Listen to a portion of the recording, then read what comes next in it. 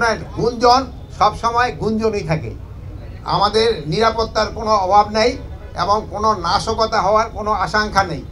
যদি কোনো ধরনের কোনো সংবাদ আপনারা পান তো আপনারা আমাদের জানাবেন, আমরা জনগণকে নিয়ে আপনাদের নিয়ে আমরা ওইটাকে প্রতিহত করব। এখন তো আপনারা জানেন কলকাতায় কারা আছে। কলকাতায় যারা এইগুলি করে তো ক্রিমিনালরা তো সবসময় এই জিনিস ব্যবহারিত চিন্তা করবে। তা আমরা এই ক্রিমিনালদের এগেনস্টে কী ধরনের ব্যবস্থা নেওয়া যায় আমরা সেই ধরনের ব্যবস্থা নিই।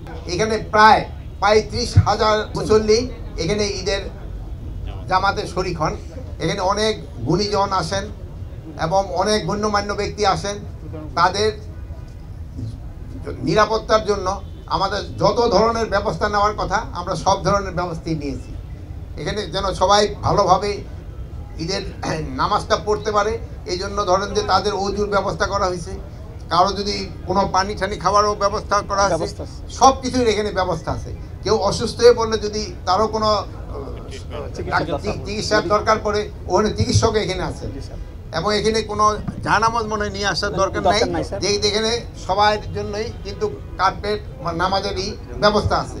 আপনারা সবাই ভালো থাকেন, দোয়া করবেন। আল্লাহ হাফেজ। আপনার জন্য ঈদের শুভেচ্ছা এবং অগ্রিম ঈদ মোবারক।